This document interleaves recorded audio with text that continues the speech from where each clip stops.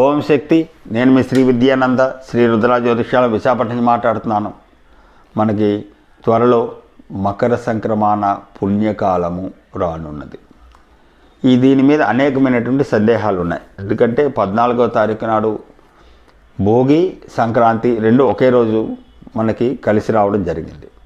అయితే చాలామంది నన్ను అడిగే ప్రశ్న ఏంటంటే, సంక్రాంతి మేము ఎప్పుడు చేసుకోవాలండి, భోగి నాడే చేయాలా అని. అయితే భోగి రోజు మధ్యాహ్నం 3:10 మకర సంక్రమణ ప్రవేశము అనేటటువంటిది జరుగుతుంది.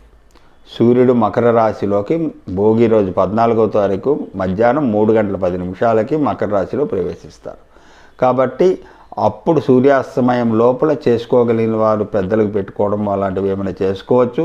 లేని పక్షంలో 15వ తారీఖు ఉదయం చక్కగా సూర్యోదయం అయిన తర్వాత పెద్దలకి పెట్టుకోవడము, మకర సంక్రమణ పుణ్యకాలాన్ని ఆచరించడము, పసుపు కుంకాలు పంచుకోవడము ఇత్యాది కార్యక్రమాలు సంక్రమణ నాడు మీరు ఏవి చేయాలనుకుంటారో అవన్నీ కూడా చేసుకొని సంక్రమణ పురుషుణ్ణి ఆరాధించడము, శ్రీ మహావిష్ణువుని ఆరాధించడము చేసుకోవాల్సిందిగా మీ కుటుంబ సభ్యుడిగా, మీ వాడిగా, మీలో ఒకడిగా మీకు తెలియజేసుకుంటున్నాను. సర్వే జన సుఖినో భవంతు.